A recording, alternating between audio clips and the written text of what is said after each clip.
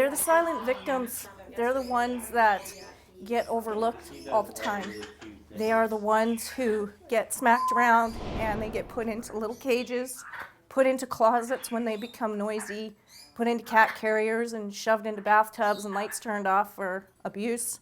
Uh, they're amazing. They're so intelligent and so smart. They are like having 5-year-olds in your home for the rest of their life. And they don't deserve this.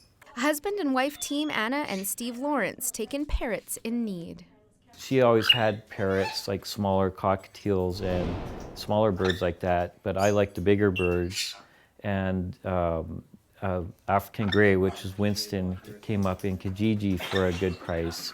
So that's when we went to see him and saw what kind of dire straits he was in, and so that we actually purchased him, and that's what started our experience with parrots. He was incredibly phobic and scared of everybody, everything, had a lot of physical trauma and emotional trauma, and we were looking for help. We needed some guidance ourselves on the best way to deal with him, and there was nothing available.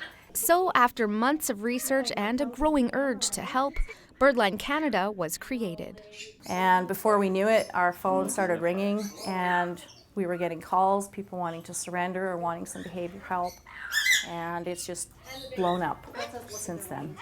Whether it's due to a surrender, deceased owners, or behavioral problems, they typically rehabilitate and care for more than 25 parrots at any given time, and all within the small confines of their family home. We've run out of space. We are full. We have no more room for cages. The entire main floor to the back of the house is full. I've been able to tune out most of the noise. We do have some louder birds that are sleeping right now, and otherwise we wouldn't be able to have this conversation because they're so loud. There can be a huge strain on our family life. It's a lot of responsibility, so we basically just stick with family.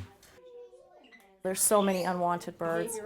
We need foster homes, we need experienced people, we need people who are not scared to maybe get a bite once in a while and who are willing to take the time and bring one of these birds into their home and help us rehabilitate them and help them find a new family. You know, the majority of these birds, they could live up to 100 years. So realistically, some of them will be in multiple homes. And in order for them to make it to the next step, we need to work with these guys. Megan Strachan-Whaley has both fostered and adopted parrots from Birdline and says that without this facility, the fate of Calgary's parrot population could be significantly lower. Most of them would be dead. Most of these birds would not have survived. Some of them, even despite Anna's efforts, don't make it.